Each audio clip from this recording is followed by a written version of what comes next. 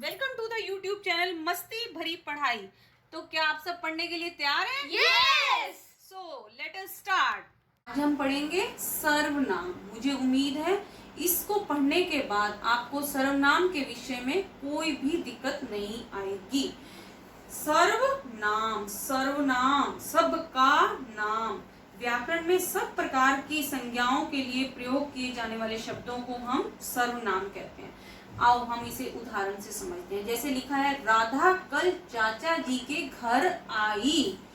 फिर से राधा कह रही थी कि राधा जयपुर जाएगी। वहाँ राधा के मामा जी रहते हैं। राधा की गाड़ी से जयपुर जाएगी। इसको सुनने के बाद कितना अटपटा लग रहा है हमें कि बार बार राधा राधा, ना समझ आ रहा है बोलने वाले को ना पढ़ने वाले को।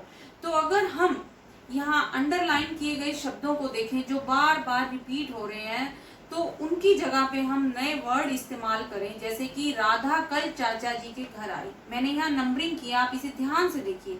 यहाँ लिखा है राधा कह रही थी कि, इसकी जगह हम बोलेंगे वह कह रही थी कि। फिर वह जयपुर जाएगी, वहां उसके मामा जी रहते हैं।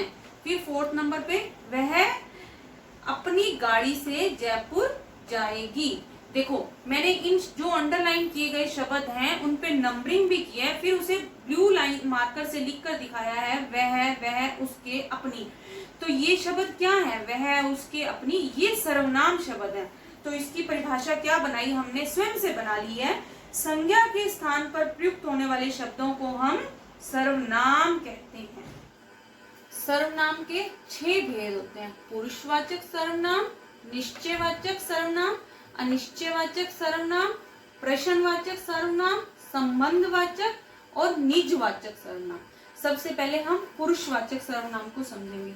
जो सर्वनाम वक्ता, श्रोता व अन्य व्यक्ति के लिए प्रयोग होता है उसे हम पुरुषवाचक सर्वनाम कहते हैं।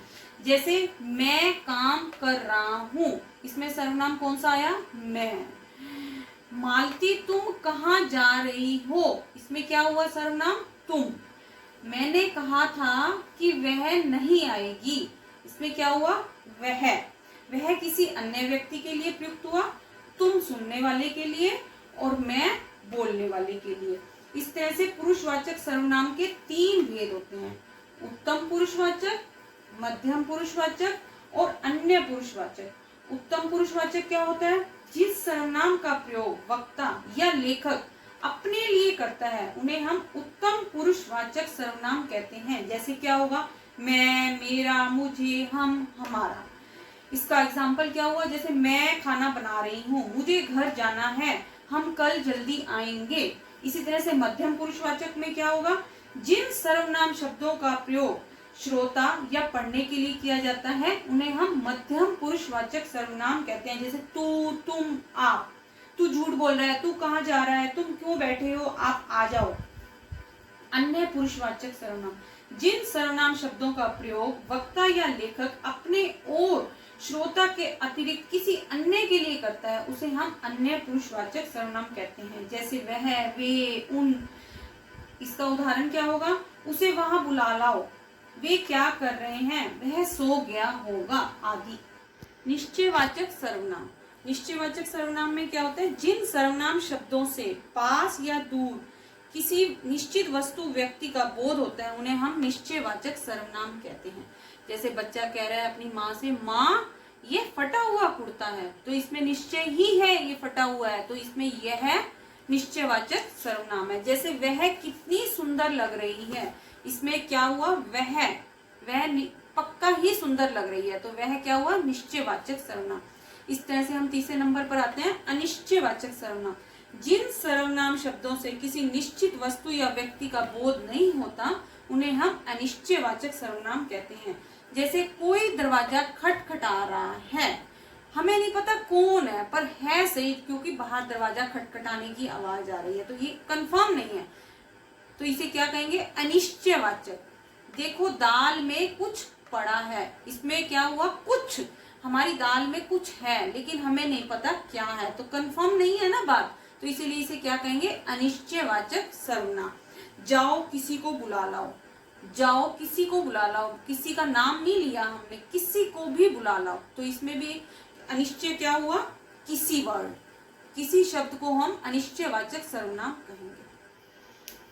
प्रश्नवाचक सर्वनाम, जिन सर्वनाम शब्दों का प्रयोग प्रश्न पूछने के लिए किया जाता है उन्हें प्रश्नवाचक सर्वनाम कहते हैं। जैसे वहां पर्दे के पीछे कौन है, इसमें क्या प्रश्न पूछा है हमने, कौन है, तो इसमें प्रश्न क्या हुआ, प्रश्नवाचक सर्वनाम शब्द कौन। अब आते हैं हम प्रश्नवाचक सर्वनाम पर। प्रश्नवाचक सर्वनाम, जिन सर्वनाम शब्दों का प्रयोग प्रश्न पूछने के लिए किया जाता है उन्हें हम प्रश्नवाचक सर्वनाम कहते हैं। जैसे कि वहां पर्दे के पीछे कौन है, हमने प्रश्न पूछा है कि पर्दे के पीछे कौन है, तो इसमें प्रश्नवाचक सर्वनाम शब्द क्या हुआ, कौन। हमने फिर से प्रश्न पूछा है आपको किससे मिलना है, तो क्या हुआ, प्रश्नवाचक सर्वनाम शब्द किससे। इसमें होते हैं जैसे कौन, क्या, किसने, किससे, ये शब्द सब प्रश्नवाचक के लिए प्रयुक्त होते हैं। जैसे क्या पढ़ा जा रहा है, इसमें प्रश्नवाचक क्या हुआ, क्या शब्द। किसे पढ़ना होगा, कौन सा प्रश्नवाचक सर्वनाम शब्द हुआ, किसे। तुम किससे बात कर रहे हो, किससे। अब आते हैं हम संबंधवाचक सर्वनाम पर। जो सर्वनाम शब्द वाक्य में किसी दूसरे सर्वनाम से संबंध बताते हैं उन्हें हम संबंधवाचक सर्वनाम कहते हैं। संबंध क्या हुआ, जैसे जो करेगा वह भरेगा, इस वह यानी जो जो जैसा काम करेगा उसे वैसा ही फल मिलेगा, उसका फल इसी से संबंधित है, तो इनका आपस में पूरी तरह से संबंध हुआ। तो इसमें सर्वनाम शब्द छाटिए आप, जो और वह। इसी तरह से जो जीता वही सिकंदर, जो जीत गया वही सिकंदर, तो इसमें शब्द कौन सा हुआ, जो और वही। जो मेहनत करेगा वह फल पाएगा, ये हम सबको पता है कि अगर हम पढ़ेंगे नहीं तो हम पास नहीं होंगे, तो इन दोनों शब्दों का आपस में संबंध हुआ ना, जो का, जो मेहनत करेगा वह फल पाएगा, जो और वह। जिसने खोया उसने पाया, जिन्होंने काम किया उन्हें ही फल मिला, जो मेहनत करते हैं तो उन्हें फल अवश्य मिलता है, तो ये आपस में पूरी तरह संबंधित है शब्द एक दूसरे से। तो इसमें सर्वनाम शब्द क्या हुआ, जिन्होंने काम किया उन्हें ही फल पाया, जिन्होंने और उन्हें। निजवाचक सर्वनाम, जो सर्वनाम वाक्य के कर्ता के साथ अपनेपन का बोध कराता है उन्हें निजवाचक सर्वनाम कहते हैं। मीन्स निज मीन्स सेल्फ, सेल्फ के लिए बार बार यूज होता है। जैसे तुम स्वयं पानी ले आओ, इसमें निजवाचक सर्वनाम शब्द क्या हुआ, स्वयं। मैं अपना कमरा अपने आप साफ करता हूँ, इसमें क्या हुआ, कौन सा शब्द है, निजवाचक सर्वनाम, अपने आप। तुम खुद वहां चले जाओ, इसमें कौन सा शब्द हुआ, खुद। तो इससे हमें पता चलता है निजवाचक सर्वनाम में अपने ऊपर जो भी शब्द इस्तेमाल किया जाता है, जैसे कि आप, स्वयं, खुद, अपने आप आदि। Please do like and share our video and don't forget to subscribe our channel.